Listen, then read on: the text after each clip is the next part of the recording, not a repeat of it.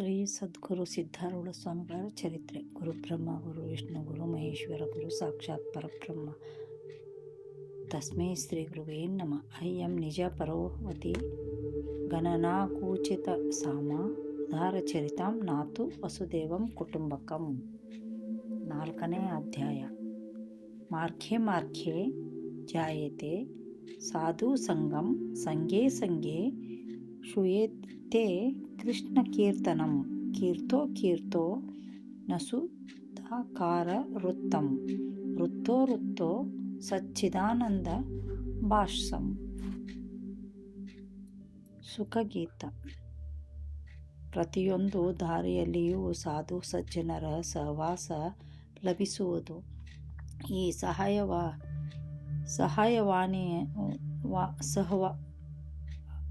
ಸಹವಾಸದಲ್ಲಿ ತನ್ಮಯವಾಗುವುದು. ಹಾಗೆಯೇ ಆದ ಸರತಿಗೊಮ್ಮೆ ಸಚ್ಚಿದಾನಂದವು ತಾನೇ ಉಕ್ಕುವುದು. ಗೆಳೆಯರನ್ನು ಊರಿಗೆ ಕಳುಹಿಸಿದ ಮೇಲೆ ಸಿದ್ಧನು ಈಗ ಏಕಾಂಗಿ. ಯಾವ ತೊಂದರೆಯೂ ಇಲ್ಲದೆ ಅಲ್ಲಲ್ಲಿ ಸಾಧುಗಳ ಸ್ಥಾನಗಳನ್ನು ಕೇಳುತ್ತಾ ಕೆಲವು ಸಾಧುಗಳು ದರ್ಶನ ಪಡೆಯುತ್ತಾ ಮಾರ್ಗ ಕ್ರಮಿಸತೊಡಗಿದನು. ಹೈದರಾಬಾದ್ ಗೋವಳಕೊಂಡ ಪ್ರಾಂತಗಳಲ್ಲೆಲ್ಲ ಸುತ್ತಿದ. ಏನಾದರೇನು ಸದ್ಗುರುನಾಥ ದೊರೆಯಲಿಲ್ಲ.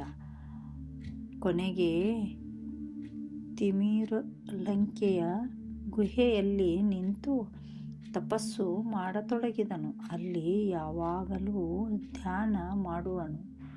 ಹೀಗೆಯೇ ಬಹಳ ದಿನಗಳು ಕಳೆದವು. ಉತ್ಕಟವಾದ ಚೈತ್ರಾಗ್ರತೆಯಿಂದ ಗುರುವು ದೊರೆಯುವ ಸ್ಥಳವು ಹೊಳೆದಂತಾಯಿತು. ದಕ್ಷಿಣ ದೇಶದಲ್ಲಿ ದಕ್ಷಿಣಾಮೂರ್ತಿ ಶಿವ ಸಂಪ್ರದಾಯದ ಕೆಲವು ಆಚಾರ್ಯರು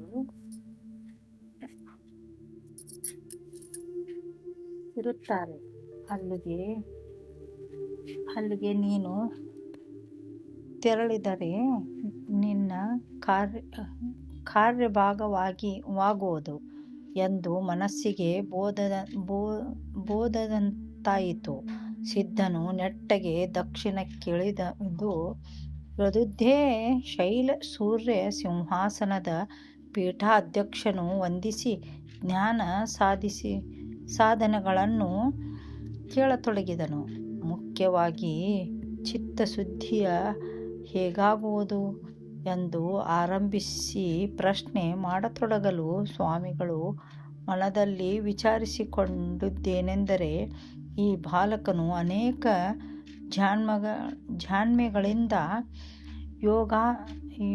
ಯೋಗ ಸಾಧನೆಯಲ್ಲಿ ತೊಡಗುವನಾಗಿದ್ದಿರಬೇಕು.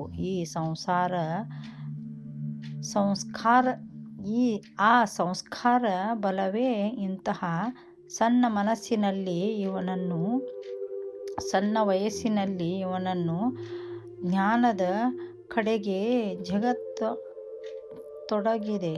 ಹೀಗಿಲ್ಲವಾದರೆ ಇವನು ಯಾರೋ ದೇವಾಂಶನಾಗಿರಬೇಕು ಎಂದು ಭಾವಿಸಿ ಸಿದ್ಧನನ್ನು ವಿಶೇಷವಾಗಿ ಆದರಿಸಿದರು. ಅಲ್ಲಿ ತನ್ನ ಕಾರ್ಯವಾದದ್ದೇನೆಂದುಕೊಂಡು ಸಿದ್ಧನು ಮುಂದೆ ಸಾಗುತ್ತಾ ಯೋಚಿಸತೊಡಗಿದನು. ಗುರುವು ಬ್ರಹ್ಮಜ್ಞಾನಿಯಾಗಿರಬೇಕು. ವೇದಾಂತಗಳ ರಹಸ್ಯವನ್ನು ಅರಿತವನಿರಬೇಕು. ಅವನು ಮುಮುಕ್ಷುಗಳಿಗೆ ಉಪನಿಷತ್ತುಗಳ ಅರ್ಥವನ್ನು ಸ್ಪಷ್ಟವಾಗಿ ಬೋಧಿಸಬಲ್ಲವನಾಗಿರಬೇಕು. ಇಂತಹ ಗುರುವನ್ನು ಕಾಣಬೇಕೆನ್ನುತ್ತಾ ಸಿದ್ಧನು ರಾಚೋಟಿ ಕ್ಷೇತ್ರಕ್ಕೆ ಬಂದು ಅಲ್ಲಿ ವೀರಭದ್ರ ಮೊದಲಾಗಿ ನವನಂದಿಗಳ ದರ್ಶನ ಪಡೆದು ಇನ್ನೂ ದಕ್ಷಿಣಕ್ಕೆ ತೆರಳಿದನು. ಆ ಸಮಯದಲ್ಲಿ ಅವನು ಪಟ್ಟ ಕಷ್ಟ ಇಷ್ಟೆಂದು ಹೇಳಲು ಸಾಧ್ಯವಿಲ್ಲ. ಯಾವ ದುಃಖವನ್ನೂ ಅವನು ಮನಸ್ಸಿಗೆ ಹಚ್ಚಿಕೊಂಡಿರಲಿಲ್ಲ. ಅನ್ನವಿಲ್ಲದೆ ದೇಹವು ಒಣಗಿ ಕಾಷ್ಠಾಯವಾಗಿತ್ತು. ಮನದ ವಾಸನೆಗಳೆಲ್ಲ ಅಳಿದು ಹೋಗಿದ್ದವು. ಆದ್ದರಿಂದ ಚಿತ್ತವು ಕನ್ನಡಿಯಂತೆ ನಿರ್ಮಲವಾಗಿತ್ತು. ಏನಾದರೂ ಸಿದ್ಧ ಮುಂದುವರಿಯುತ್ತಲೇ ಇದ್ದನು. ಮಾರ್ಗ ಮಧ್ಯದಲ್ಲಿ ಅನೇಕ ಕ್ಷೇತ್ರವನ್ನು ಕಾಣುವನು. ಆದರೆ ಅವನಿಗೆ ದೇವತೆಗಳ ದರ್ಶನವು ಈಗ ಬೇಕಾಗಿರಲಿಲ್ಲ. ಮಾಯಾವರಣವನ್ನು ದೂರ ಸರಿಸಿ ಸಚ್ಚಿದಾನಂದ ರೂಪವನ್ನು ತೋರಿಸಬಲ್ಲ ಸದ್ಗುರು ದರ್ಶನವು ಅವನಿಗೆ ಕಾಣಬೇಕಿತ್ತು. ಇದುವರೆಗೆ ಅವನು ದರ್ಶನವಿಲ್ಲ. ಅಂತಃಕರಣ ಕಳವಳಿಸಿತು. ಸಿದ್ಧನು ಕೂಗಿಕೊಂಡನು, ಸದ್ಗುರುನಾಥನೇ, ಎಲ್ಲಿರುವೆ? ನೀನು ದಯಮಾಡಿ ಬಾಲಕನಾದ ನನ್ನ ಅವಸ್ಥೆಯನ್ನು ನೋಡಬಾರದೆ? ತೋರಿಸು, ಬೇಗನೆ ನನ್ನ ಚರಣ ಕಮಲಗಳನ್ನು ತೋರಿಸಯ್ಯ ಎಂದು ಹಲಬುತ್ತಾ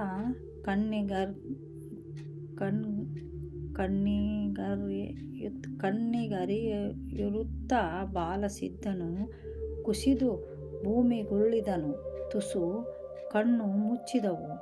ಆಗ ಗುರುದೇವನು ಬಂದು ಸಿದ್ಧನನ್ನು ಹೊಟ್ಟೆಗಪ್ಪಿಕೊಂಡು, ಬಾಲಕನೇ, ಧೈರ್ಯಗೆಡಬೇಡ ಎಂದು ಹೇಳಿದಂತಾಯಿತು.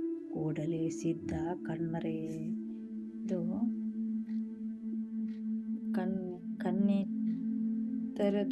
ಕಣ್ಣು ತೆರೆದು ಸುತ್ತ ನೋಡಿದನು. ಯಾರೂ ಕಾಣಿಸಲಿಲ್ಲ. ಅದರಿಂದ ನಿರಾಶೆಗೊಂಡು ಪುನಃ ಭೂಮಿಗುರುಳಿದ. ಗುರುನಾಥನೇ, ನಿನ್ನ ನೀನು ತಾಯಿಯಲ್ಲವೇ? ನಾನು ನಿನ್ನ ಸಣ್ಣ ಮಗ. ತಿರುಗಿ ಪರೀಕ್ಷಿಸುವುದೇ? ನೀನು ಎಲ್ಲಿ ಅಡಗಿರುವೆಯಮ್ಮ? ಬೇಗ ಬಂದು ಮೊಗದೋರು. ನಿನ್ನ ಚರಣ ಕಮಲಗಳನ್ನು ಕಾಣುವ ಆಶೆಯಿಂದ ಕ್ಲೇಶಗಳನ್ನು ಅನುಭವಿಸುತ್ತಾ ಹಗಲೆನ್ನದೇ ರಾತ್ರಿಯೆನ್ನದೇ ದೇಶ ಸುತ್ತಿದ್ದೇನೆ. ಆದರೂ ನಿನ್ನನ್ನು ಕಾಣಲಿಲ್ಲ. ಬೇಗನೆ ಬಂದು ದರ್ಶನ ಕೊಟ್ಟು ಮಾಯೆಯೇ ಮಂಜೂರೆನಿಸಿ ನಿರ್ಮಲ ಬ್ರಹ್ಮಪಂಥವನ್ನು ತೋರಿಸು. ಈ ಮಾರ್ಗದಲ್ಲಿ ಗುರುದೇವನ ಹೊರತು ರಕ್ಷಿಸುವರು ಯಾರು? ಹಾಗೆಂದು ನಿನಗೆ ಶರಣು ಬಂದೆ ಸ್ವಾಮಿ. ಒಂದು ವೇಳೆ ನೀನು ಕೈ ಬಿಟ್ಟರೆ ನನ್ನ ರಕ್ಷಕರು ಯಾರೂ ಉಳಿಯಲಿಲ್ಲ. ಇನ್ನೂ ನೀನು ಇಲ್ಲಿಗೆ ಬಂದು ನನಗೆ ದರ್ಶನ ಕೊಡದಿದ್ದರೆ ನಾನಂತೂ ಮುಂದೆ ಸಾಗುವನಲ್ಲ. ನಿನ್ನ ಧ್ಯಾನ ಮಾಡುತ್ತಾ ಇಲ್ಲಿಯೇ ಬಿದ್ದು ಪ್ರಾಣ ಕೊಡುವುದು ನಿಶ್ಚಯ. ಈ ರೀತಿ ಸಿದ್ಧನು ಮನದಳವನ್ನು ತೋಡಿಕೊಂಡನು. ಕಣ್ಣೀರು ಕಾಲುವೆ ಹರಿಸಿದನು. ಬಹಳ ಬಳಲಿಕೆಯಾಯಿತು. ಕಣ್ಣು ಮುಚ್ಚಿಕೊಂಡು ಸುಮ್ಮನೆ ಕುಳಿತನು. ಅಷ್ಟರಲ್ಲಿ ಆ ದಯಾಮಯ ಧಾವಿಸಿದನು. ವೃದ್ಧನಾದ ಒಬ್ಬ ಸಾಧುವು ಅವನ ಬಳಿಗೆ ಬಂದು ನಿಂತು ಮೆಲ್ಲನೆ ಸಿದ್ಧನ ಕೈ ಹಿಡಿದು ಮೇಲಕ್ಕೆಬ್ಬಿಸಿದನು. ಮಗು, ನೀನು ಯಾರು?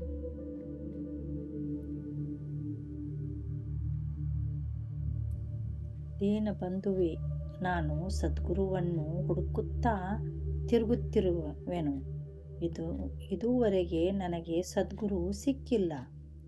ನಿನಗೆ ಶರಣು ಬಂದೆ ತಂದೆ. ಬೇಗನೆ ನನಗೆ ಸದ್ಗುರುವನ್ನು ತೋರಿಸುತ್ತೀಯಾ? ಇಲ್ಲವೆಂದರೆ ನನ್ನ ಪ್ರಾಣ ಹಾರುವುದು. ಹೀಗೆಯೇ ಸಿದ್ಧ ನಾಡಿದ ವಚನಗಳನ್ನು ಕೇಳಿ ಸಾಧು ಸದ್ಗತನಾಗಿ, ಧನ್ಯ ಧನ್ಯ ಬಾಲಕನೇ, ಸಿದ್ಧ ರೂಪವನ್ನು ಸದ್ಗುರುವನ್ನು ವಶಪಡಿಸಿಕೊಂಡೆ. ನಿನ್ನ ನಡತೆ ಆಶ್ಚರ್ಯಕರವಾಗಿದೆ. ಲೋಕದಲ್ಲಿ ಎಲ್ಲ ಜನ ವಿಷಯ ಪದಾರ್ಥಗಳನ್ನು ಬಯಸುತ್ತಿರುವಾಗ ನೀನೊಬ್ಬನು ಮಾತ್ರ ಸದ್ಗುರುವನ್ನು ಹುಡುಕುತ್ತಿರುವೆಯಲ್ಲ. ಚಿಂತೆ ಮಾಡಬೇಡ. ನಿನಗೆ ಸದ್ಗುರುವು ನಿಶ್ಚಯವಾಗಿ ಸಿಕ್ಕುವನು. ಅದು ತಡವಿಲ್ಲದೆ ನೀನು ಗುಡುಗುಂಟಿ ಅಂಬರೇಶ್ವರಕ್ಕೆ ಹೋಗು. ಅಲ್ಲಿ ಗಜದಂಡ ಸ್ವಾಮಿಗಳೆಂಬುವರು ಕಟ್ಟೆಯ ಮಠಕ್ಕೆ ಅಧಿಕಾರಿಗಳಾಗಿದ್ದಾರೆ. ಅವರು ಮಹಾ ಜ್ಞಾನಿಗಳೆಂದು ಜನರಲ್ಲಿ ಪ್ರಸಿದ್ಧ ಉಂಟು. ನೀನು ಅವರ ಸೇವೆಯಲ್ಲಿ ಇದ್ದುಕೊಂಡರೆ ಜ್ಞಾನವನ್ನು ಪಡೆಯುವೆ. ಆ ಸ್ಥಳ ಕೂಡ ದೂರವಲ್ಲ. ಅದೋ ಅತ್ತ ಎಂದು ಬೊಟ್ಟು ಮಾಡಿ ತೋರಿಸಿ ಆ ಸಾಧುಗಳು ಅದೃಶ್ಯರಾದರು.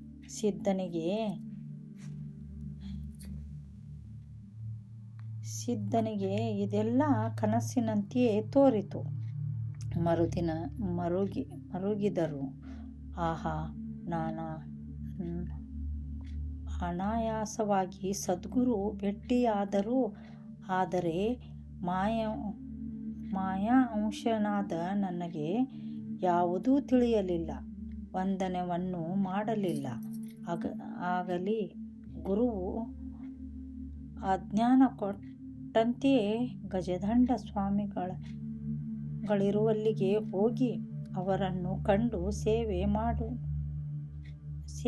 ದೊರೆಯುವಂತೆ ಅನುಗ್ರಹಿಸಲು ಬೇಡಿಕೊಳ್ಳುವೆನು ಎಂದು ವಿಚಾರ ಮಾಡಿಕೊಂಡು ಅಂದಿನ ದಿನವೇ ಗುಡುಗುಂಟಿಗೆ ಬಂದು ಆಗ ಗುರುಗಳಿಂದ ದೇವಾಲಯದ ಬಾಗಿಲದಲ್ಲಿ ದೈನ್ಯ ಭಾವದಿಂದ ನಿಂತು ಗುರುಗಳು ಆಗಮನವನ್ನು ಹಾರೈಸುತ್ತಿದ್ದನು. ಪೂಜೆ ಮುಗಿದ ಮೇಲೆ ಗಜದಂಡ ಸ್ವಾಮಿಗಳು ಹೊರಗೆ ಬಂದರು. ಅವರನ್ನು ಕಂಡು ನಮ್ರತೆಯಿಂದ ಸಿದ್ಧನು ಸಾಷ್ಟಾಂಗ ನಮಸ್ಕಾರ ಮಾಡಿ ಮೇಲೆದ್ದು ಕೈ ಮುಗಿದನು. ಶುದ್ಧಾಂತರಂಗನಾಗಿ ನಯ ವಿನಯದಿಂದ ಬೇಡಿಕೊಂಡನು. ಓ ಸದ್ಗುರುನಾಥನೇ, ನೀನು ಬ್ರಹ್ಮಾನಂದ ಮೂರ್ತಿಯು, ಎಲ್ಲರಿಗೂ ಸುಖದಾಯಕನೆಂದು ನಿನ್ನ ಕೀರ್ತಿ ಪಸರಿಸಿದೆ. ಅಖಂಡ ಜ್ಞಾನ ರೂಪವೇ ನಿನ್ನ ಸ್ಥಿತಿಯು. ನೀನು ದ್ವಂದ್ವಾತೀತನು. ಆಕಾಶದಂತೆಯೇ ನೀನು ಎಲ್ಲ ಕಡೆಗೆ ವ್ಯಾಪಿಸುತ್ತಿ. ಪ್ರಳಯ ಕಾಲದಲ್ಲಿ ಪ್ರಪಂಚವೆಲ್ಲ ನಾಶ ಹೊಂದಿದರೂ ಸಚ್ಚಿದಾನಂದ ರೂಪನಾಗಿ ನೀನಿರುವೆ. ಮನ ಬುದ್ಧಿಗಳು ನಿನ್ನನ್ನು ನಿಲುಕಿಸಿಕೊಳ್ಳಲಾರವು. ನೀನು ತ್ರಿಗುಣಾತೀತನು. ನಿಜವಾದ ನಿನ್ನ ಸ್ವರೂಪವು ಹೀಗಿರಲು ಜೀವನ ಉದ್ಧಾರ ಮಾಡಲು ಸಗುಣ ರೂಪವನ್ನು ಧರಿಸಿ ಬಂದು ಅರಿಯವನ್ನು ಮಾಡಿಸುವೆ. ಗುರುದೇವನೇ, ಮಾಯೆಯ ಕೈಯಲ್ಲಿ ಸಿಕ್ಕು ನಾನು ಬಹಳ ಬಳಲಿದ್ದೇನೆ. ಆದ್ದರಿಂದ ಬಿಡುಗಡೆಯಾಗಬೇಕೆಂದು ನಿನಗೀಗ ಶರಣಾಗತ. ಒಂದು ವೇಳೆ ನೀನು ತಿರಸ್ಕರಿಸಿದರೆ ನನ್ನ ಮನುಷ್ಯ ಜನ್ಮ ವ್ಯರ್ಥವಾಯಿತೆಂದಂತೆ. ಕಾರಣ ಸ್ವಾಮಿ, ಪ್ರಪಂಚ ಭ್ರಾಂತಿಯು ಸಮೂಲನ ನಾಶವಾಗುವಂತೆ ನನ್ನ ಉದ್ಧಾರಕ್ಕೆ ಉಪಾಯವನ್ನು ತೋರಿಸಬಾರದೆ?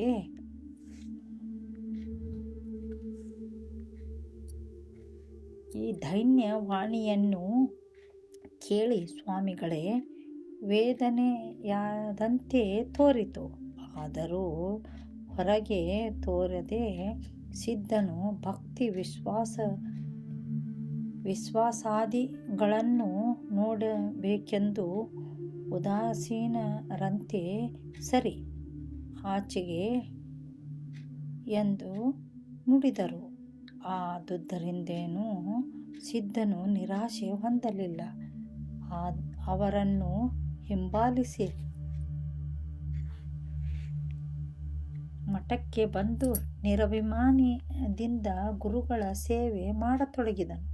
ನಿತ್ಯ ಬೆಳಗಿನಲ್ಲಿ ಬೇಗನೆ ಎದ್ದು ಕುದುರೆಯ ಚಾಕರಿ ಮಾಡುವುದು, ಅದರ ಲದ್ದಿ ಬಳಿಯುವುದು, ಕಸ ಬಳಿದು ಸ್ವಚ್ಛ ಮಾಡುವುದು, ಅನಂತರ ಮಠದ ಅಂಗಳವನ್ನು ಹುಡುಗಿ ಕಸ ತೆಗೆದು ಹಾಕುವುದು, ಆಮೇಲೆ ಗುರುಗಳು ಸ್ನಾನಕ್ಕೆ ನೀರು ತುಂಬುವುದು, ಅಡಿಗೆಗೆ ಕಟ್ಟಿಗೆ ತಂದು ಒದಗಿಸುವುದು, ಮಧ್ಯಾಹ್ನ ಊಟವಾದ ತರುವಾಯ ಮುಸುರೆಯ ಪಾತ್ರೆ ತೊಳೆಯುವುದು, ನಿತ್ಯ ನದಿಗೆ ಕೊಂಡೊಯ್ಯುವುದು, ಅದರಂತೆಯೇ ಗುರುಗಳ ಮನೆಯ ಬಟ್ಟೆಗಳನ್ನು ಮಡಿ ಮಾಡುವುದು. ಈ ರೀತಿ ಗುರು ಸೇವೆಯನ್ನು ಮಾಡುವುದರಲ್ಲಿ ಮೊದಲೇ ಸೇವೆಗಿದ್ದ ಗುರುಗಳು ಬೇಕಾದರೆ ಕಾಣಲಿ, ಸಿದ್ಧನು ಸಾಷ್ಟಾಂಗ ನಮಿಸುವನು. ಗುರುಗಳ ಎದುರಿನಲ್ಲಿ ದಿಟ್ಟತನದಿಂದ ಎಂದೂ ನಡೆಯದೆ ಬಹು ನಮ್ರ ಭಾವದಿಂದ ನಡೆಯುವನು. ಅವನು ಗುರುಗಳ ಮನೆಯಲ್ಲಿ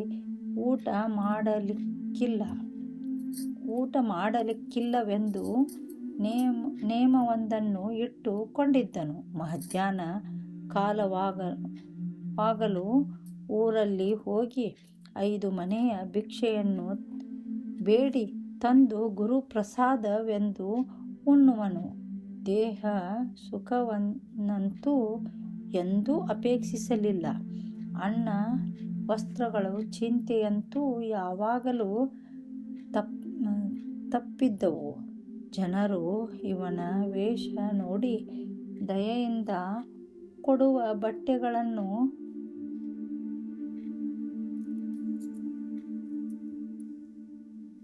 ಇವನು ಸ್ವೀಕರಿಸುತ್ತಿರಲಿಲ್ಲ. ಮೂಕನಂತೆ ಮಾತಿಲ್ಲದೆ ಮಠದಲ್ಲಿ ಒಂದು ಮೂಲೆ ಹಿಡಿದು ಕುಳಿತು ಶಾಸ್ತ್ರ ಶ್ರವಣವನ್ನು ಕೇಳುವುದಕ್ಕೆ ಸಿದ್ಧನು ಎಂದೂ ತಪ್ಪಲಿಲ್ಲ. ಹೀಗಿರಲು ಒಂದು ದಿನ ಆಶ್ಚರ್ಯಕರ ಘಟನೆ ಜರುಗಿತು. ಒಂದು ದಿನ ಗಜದಂಡ ಸ್ವಾಮಿಗಳು ಕಡೆ ಸುಬ್ಬಯ್ಯ ಶಾಸ್ತ್ರಿಗಳೆಂಬ ಗಣ್ಯ ವಿದ್ವಾಂಸರು ಬಂದರು. ಇವರು ಸಕಲ ಶಾಸ್ತ್ರ ತಿಳಿದವರು.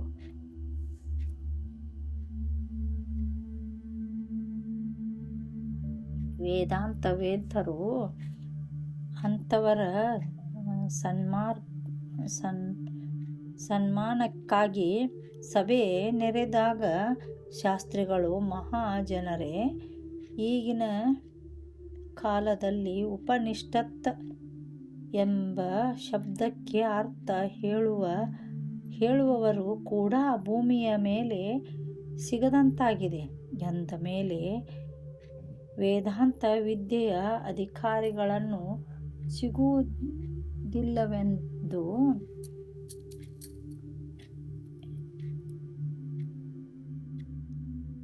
ಸಿಗುವುದೆಲ್ಲಿಂದ ಎಂದು ಮೊದಲಾಗಿ ಭಾಷಣ ಮಾಡಿದರು.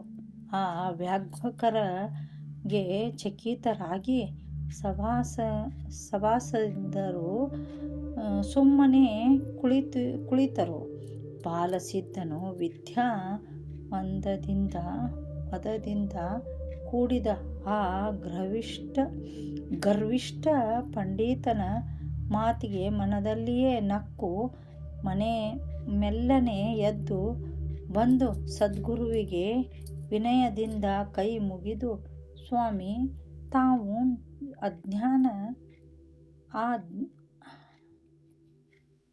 ಅಜ್ಞಾನ ಕೊಟ್ಟರೆ ಈ ಶಾಸ್ತ್ರಿಗಳು ಮಾತನ್ನು ನಾನು ಖಂಡಿಸಬಲ್ಲೆನು ಎಂದು ಪ್ರಾರ್ಥಿಸಲು ಸದ್ಗುರು ಆಗಲೆಂದು ಆಗ ಸಿದ್ಧನು ನುಡಿದನು. ಶಾಸ್ತ್ರಿಗಳೇ, ಉಪನಿಷತ್ ಎಂಬ ಶಬ್ದದಿಂದ ಬ್ರಹ್ಮ ಮತ್ತು ಆತ್ಮರ ಐಕ್ಯವನ್ನು ಹೇಳಿದೆ. ಆ ಕಾರಣದಿಂದಲೇ ಇದಕ್ಕೆ ಬ್ರಹ್ಮವಿದ್ಯೆ ಎಂದು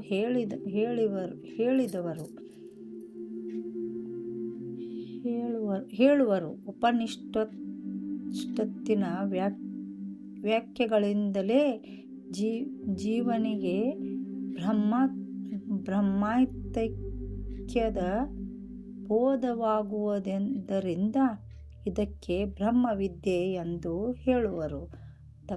ತಪ್ಪಲ್ಲ.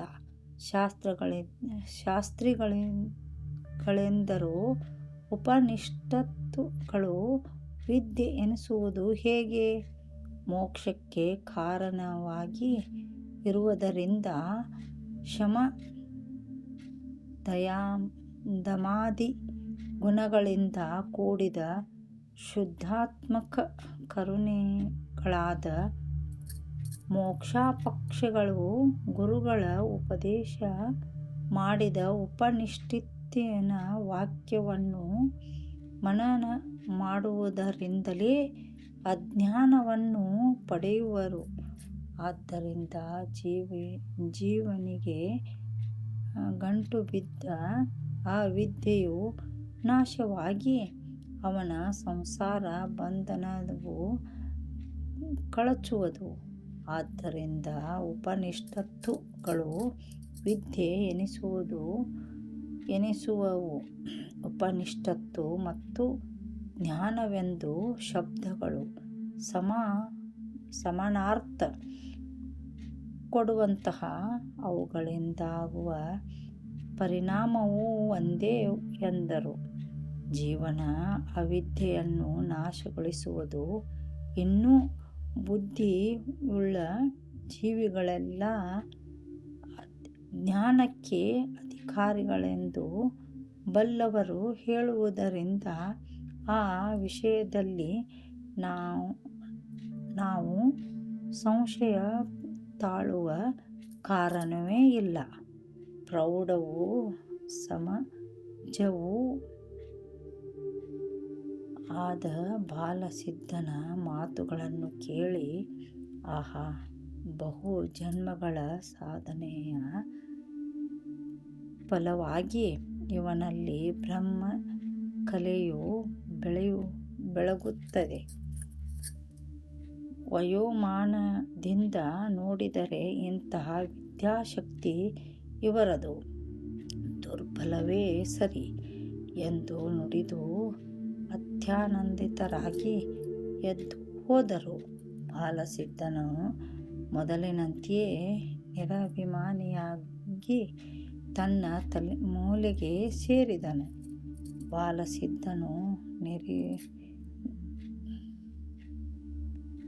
ಬಾಲಸಿದ್ಧನಿಗಿರುವ ಶಾಸ್ತ್ರಗಳು ಜ್ಞಾನ, ಅದಕ್ಕೆ ಶೋಭೆ ಬರುವಂತಹದ ವಿನಯ, ನಿರಭಿಮಾನ ವೃತ್ತಿಗಳು, ಅನನ್ಯ ಭಾವದಿಂದ ಸೇವೆ ಮಾಡುವುದರಲ್ಲಿ ಭಕ್ತಿ, ಇವೆಲ್ಲವುಗಳನ್ನು ಕಂಡು ಸದ್ಗುರುನಾಥ ಸಂತೋಷಿಸಿದನು. ಅಂದಿನಿಂದ ಸಿದ್ಧನನ್ನು ಕರೆದು ಬಳಿಯಲ್ಲಿ ಕುಳ್ಳಿರಿಸಿಕೊಂಡು ವೇದಾಂತ ಚರ್ಚೆಗಳನ್ನು ಮಾಡತೊಡಗಿದರು. ಒಂದು ದಿನ ಉಭಯತರವಾಗಿ ಸಂವಾದ ಸಾಗಿರಲು ಸಿದ್ಧನು ಪ್ರಶ್ನೆ ಮಾಡಿದನು. ಗುರುಗಳೇ, ಷಟ್ ಶಾಸ್ತ್ರಗಳ ಅರ್ಥವು ನಿಶ್ಚಯವಾದವನನ್ನು ಲಕ್ಷಣಗಳೇನು? ಕೇಳು ಮಗು. ಷಟ್ ಶಾಸ್ತ್ರಗಳ ಅರ್ಥವನ್ನು ಸಾಧನೆ ಮಾಡಿ ಮಾಡಿಕೊಂಡವರನ ಲಕ್ಷಣ ಹೇಳುವೆನು.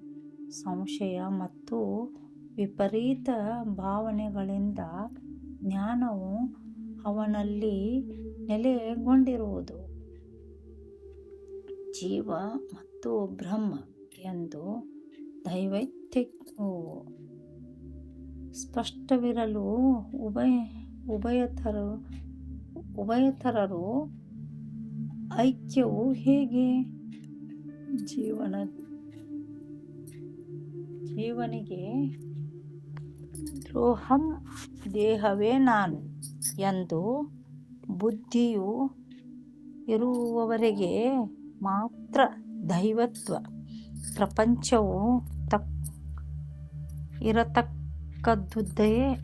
ಶ್ರವಣ ಮನನ ಮೊದಲಾದ ಸಾಧನಗಳಿಂದ ಆ ಬುದ್ಧಿಯು ನಷ್ಟವಾಗಿ ದೇಹಾಭಿಮಾನವುಳ್ಳ ನಂತರ ಐಕ್ಯ ಜ್ಞಾನವು ಸಹಜವಾಗಿಯೇ ಆಗುವುದು. ಇದೆಲ್ಲ ಪ್ರಪಂಚವು ಪ್ರತ್ಯಕ್ಷವಾಗಿ ಕಾಣುತ್ತಿರಲು ಮಿಥ್ಯೆ ಎಂದು ಇದನ್ನು ಹೇಗೆ ತಿಳಿಯಬೇಕು? ಒಳ್ಳೆಯದು. ಈ ಪ್ರತ್ಯಕ್ಷವೆಂಬುದು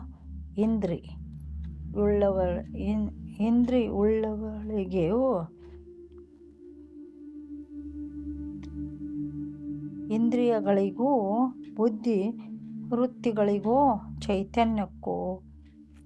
ಇಂದ್ರಿಯಗಳಿಗೆ ಎಂದರೆ ಸ್ವತಃ ಇಂದ್ರಿಯಗಳು ಜಡ. ಅವು ಜಡವಾದ ಭೂತವನ್ನು ವ್ಯಾಪಿಸಿ ಜ್ಞಾನ ಹೊಂದಲಾರವು. ಇನ್ನು ಬುದ್ಧಿ ವೃತ್ತಿಗಳಿಗೆ ಎಂದರೆ ಅವು ಕೂಡ ಜಡವೆನಿಸುವುದರಿಂದ ಜ್ಞಾನ ಪಡೆಯುವುದು ಅಸಂಭವ. ಜಡವಾದ ವೃತ್ತಿಗಳ ಒಂದು ಜಡವೆನಿಸುವ ಘಟ್ಟವನ್ನು ವ್ಯಾಪಿಸಿದವೆಂದು ತಿಳಿ. ಇದರಿಂದ ಏನು ಜ್ಞಾನವಾದಂತಾಯಿತು?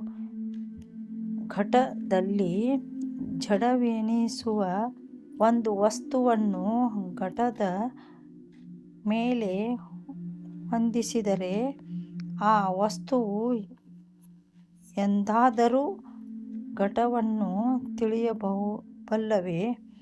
ಕೊನೆಗೆ ಚೈತನ್ಯಕ್ಕೆ ಎಂದರೆ ಅದು ಸಹಜವಾಗಿಯೇ ಹೊರಗೆಲ್ಲ ವ್ಯಾಪಿಸಿಕೊಂಡಿರುವುದು. ವಿಷಯಗಳಲ್ಲಿ ಹಾಗೂ ವೃತ್ತಿಗಳಲ್ಲಿ ಇರುವ ಚೈತನ್ಯ ಒಂದೇ ಒಂದು ಎಂದು ಮೇಲೆ ಜಗತ್ತು ಪ್ರತ್ಯಕ್ಷವಾಗಿದೆ ಎಂದು ಹೇಳಲು ಬರುವುದಿಲ್ಲ. ಹೀಗೆಯೇ ಸದ್ಗುರು ವಚನಾಮೃತವನ್ನು ಸವಿದ ಸಿದ್ಧನು ಒಮ್ಮೆಲೆ ಸದ್ಗುರುದೇವ ಕರ್ಮಕಾಂಡಕ್ಕನುಸಾರವಾಗಿ ಲಿಂಗ ಧಾರಣೆಯಾಗಿತ್ತು. ಈಗ ಜ್ಞಾನಕಾಂಡದಲ್ಲಿ ಸಂಚಾರ ಪ್ರಾರಂಭವಾಯಿತು. ಇನ್ನು ಲಿಂಗವನ್ನು ಧರಿಸಿಕೊಂಡಿರುವುದು ವ್ಯರ್ಥವೇ ಸರಿ ಎಂದು ನುಡಿದು ಲಿಂಗವನ್ನು ತೆಗೆದು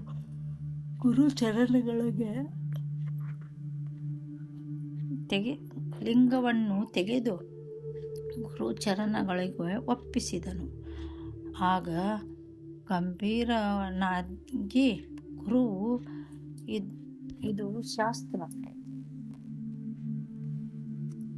ಶಾಸ್ತ್ರವಿರುವುದು ಕೆಲಸವು ಎನ್ನಲು ಸಿದ್ಧನು ಚೈತನ್ಯಮಯನಾದವನಿಗೆ ಕರ್ಮ ಲಾಂಛನಗಳಿಂದಾಗಬೇಕಾಗುವುದೇನು? ಜ್ಞಾನ ಹೊಂದಿದವರು ಅಜ್ಞಾನರ ಕರ್ಮಾಚರಣೆಗಳನ್ನು ಪಾಲಿಸುವ ಅವಶ್ಯಕತೆ ಇಲ್ಲ. ಅವನು ಕರ್ಮವೆಲ್ಲ ಮುಗಿದು ಹೋಯಿತೆಂದು ಐತರೇಯ ಮೊದಲಾದ ಶ್ರುತಿಗಳಲ್ಲಿ ಹೇಳಿದೆ. ಯಥಾರ್ಥವಾದ ಜ್ಞಾನವನ್ನು ಪಡೆದವನು ಆಶಾ ಶರ್ಮಿ ಅಗ್ರೋತ್ರ ಅನಾವರಣ ಅಕರ್ಮರೂಪಿ ಆ ದೇಹ ಎಂದು ಹೇಳುವುದರಲ್ಲಿ ಕರ್ಮಾಚರಣೆಗೆ ನಡೆಯುವುದಾದರೆ ಹೇಗೆ? ಕರ್ಮವು ನಡೆಯಬೇಕೆಂದರೆ ದೇಹಾಭಿಮಾನವಿರಬೇಕು, ಕರ್ಮಫಲದ ಆಶೆ ಇರಬೇಕು ಮತ್ತು ಕರ್ಮ ಬಿಟ್ಟರೆ ಏನಾಗುವುದೋ ಎಂದು ಭಯ ಉಳ್ಳವನಾಗಿರಬೇಕು. ಜ್ಞಾನಿಯಾದವನಲ್ಲಿ ಮೂರು ಇರುವುದಿಲ್ಲ ಎಂದು ನುಡಿಯಲು ಸದ್ಗುರುವು ಪೂರ್ಣವಾಗಿ ಶಿಷ್ಯನು ನಿರ್ಘನಾರೂಢನಾದನೇನು ತಿಳಿಯದು ಮತ್ತು ಇವನಿಗೆ ಸಿದ್ಧಾರೂಢನೆಂಬ ಹೆಸರು ಬೋಧಿಸುವುದರೆಂದು ಭಾವಿಸಿ ನುಡಿದನು. ಎಲೆ ಸಿದ್ಧಾರೂಢನೇ, ನಿನ್ನನ್ನು ನನಗೆ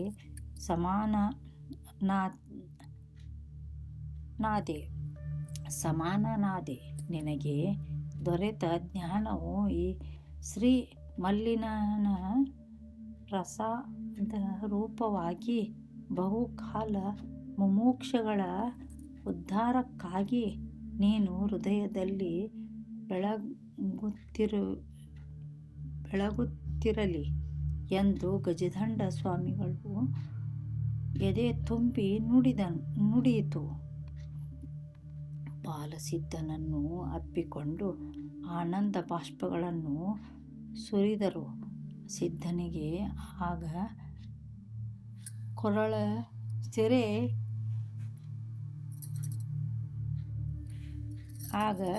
ಸೆರೆ ಬಿಗಿದು ಬಂದವು. ಪ್ರಯಾಸದಿಂದ ಅದನ್ನು ಸದ್ಗುರುನಾಥನೇ, ತಂದೆಯೇ, ನನ್ನನ್ನು ಕೃತಾರ್ಥಗೊಳಿಸಿದೆ. ನಿನ್ನ ಕೃಪೆಯಿಂದ ಉದ್ಧಾರ ಹೊಂದಿದೆ. ನಿನಗೋಸ್ಕರ ಇಂದಿನವರೆಗೆ ನಾನು ಪಟ್ಟ ದುಃಖವು ಈಗ ಪರಿಹಾರವಾದಂತಾಯಿತು. ಆಹಾ, ಸದ್ಗುರು ಕೃಪೆಯ ಮಹತ್ವವೇನಷ್ಟು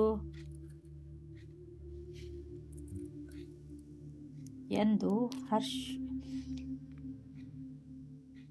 ಹರ್ಷಾಶ್ರುಗಳನ್ನು ದೂರಿಸುತ್ತಾ ಸಿದ್ಧನು ನುಡಿಯುತ್ತಿರಲು ಗುರುವು ಪ್ರೇಮ ಭರದಿಂದ ಪುನಃ ಅಪ್ಪಿದನು. ಆನಂದಾಮೃತ ಸಾಗರದಲ್ಲಿ ಗುರು ಶಿಷ್ಯರು ಒಂದಾದರು. ಶ್ರೀ ಸಿದ್ಧಾರೂಢ ಸ್ವಾಮಿಗಳವರ 4ನೇ ಅಧ್ಯಾಯ. ತಾಯಿ